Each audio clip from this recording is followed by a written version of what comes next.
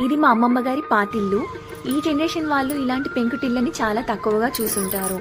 ఒకసారి లోపలికి వెళ్ళి ఇల్లు కట్టడానికి ఏమేం వాడారు, వాటి పేర్లేంటో చూపిస్తారండి. వీటిని అడ్డసరాలు అంటారు. మనం ఇప్పుడు పిల్లర్స్ ఎలా అయితే వేస్తున్నామో అలా అన్నమాట.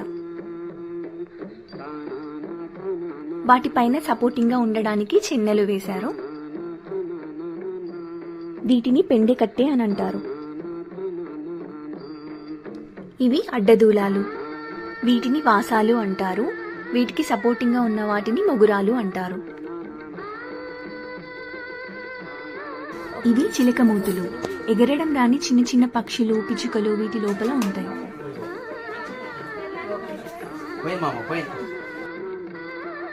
ఇవి చిన్న చిలకమూతులు. ఇది అటక, సామాన్ పైన పెట్టుకోవడానికి. ఇది చిన్న వాకిలి. అప్పట్లో ఈ చిన్న వాకిళ్లలోనే పందిరి వేసి పెళ్లిళ్ళు చేసేవాళ్ళు. ఇవి అరుగంచులు. ఇవి కానలు, అంటే మన భాషలో కిటికీలు. దీన్ని దిగుడు అంటాం. ఇవి చిలక కొయ్యలు. మన భాషలో చెప్పాలంటే హ్యాంగర్స్. ఇవి ఎంత బరువైనా మోస్తాయంట.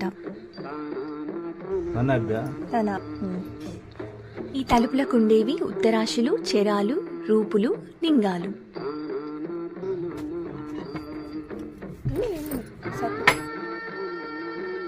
ఇది దారసాక. ఇది ముంత దిగుడు. ఇల్లు కట్టే టైంలో ఇలా ఒక ముంతని గోడ లోపలే పెట్టి విలువైన వస్తువులని దాచిపెట్టుకోవడానికి కట్టుకునే వాళ్ళన్నమాట.